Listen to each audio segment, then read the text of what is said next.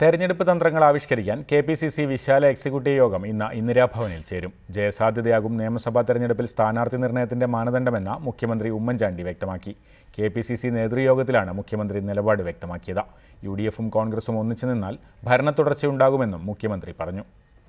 സ്ഥാനാർത്ഥി നിർണയത്തിലെ മാനദണ്ഡങ്ങൾ സംബന്ധിച്ച ചർച്ചയിലാണ് മുഖ്യമന്ത്രി ഉമ്മൻചാണ്ടി നിലപാട് വ്യക്തമാക്കിയത്. ജയസാധ്യതയാകും സ്ഥാനാർത്ഥി നിർണയത്തിന്റെ മാനദണ്ഡമെന്ന് മുഖ്യമന്ത്രി നേതാക്കളെ അറിയിച്ചു. എല്ലാവരും ഒരുമിച്ച് നിൽക്കണം. യു.ഡി.എഫിലും കോൺഗ്രസിലും ഐക്യമുണ്ടായാൽ കേരളത്തിൽ ഭരണത്തുടർച്ചയുണ്ടാകുമെന്നും മുഖ്യമന്ത്രി പറഞ്ഞു. കെ.പി.സി. President VM. സുധീരനും ഇതേ അഭിപ്രായങ്ങൾ പങ്കുവച്ചു. ജയസാധ്യതയാകണം സ്ഥാനാർത്ഥി നിർണയത്തിന്റെ മാനദണ്ഡമെന്ന അഭിപ്രായം യോഗത്തിൽ പങ്കെടുത്ത ഒട്ടുമിക്ക നേതാക്കളും മുന്നോട്ട് വെച്ചിട്ടുണ്ട്. പെട്ടിപിടുത്തക്കാർക്കും തോഴന്മാർക്കും സീറ്റ് നൽകിയാൽ ഇത്തവണ രക്ഷയുണ്ടാകില്ലെന്ന് രാജ്മോഹൻ ഉണ്ണിത്താൻ പറഞ്ഞു. സിറ്റിംഗ് എം.എൽ.എമാരുടെ വിജയസാധ്യത പരിശോധിക്കണമെന്ന് ടി.എൻ. പ്രതാപൻ ആവശ്യപ്പെട്ടു. സ്ഥാനാർത്ഥി നിർണയത്തിൽ ഗ്രൂപ്പ് വീതം വയ്ക്കൽ ഉണ്ടാകരുതെന്നും പ്രതാപൻ പറഞ്ഞു.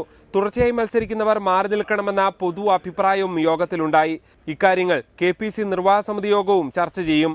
അഭിപ്രായങ്ങൾ ക്രോഡീകരിച്ച് അന്തിമ റിപ്പോർട്ട് നൽകാൻ പ്രത്യേക സമിതിയെ നിർവാഹക സമിതി യോഗം ചുമതലപ്പെടുത്തിയേക്കും.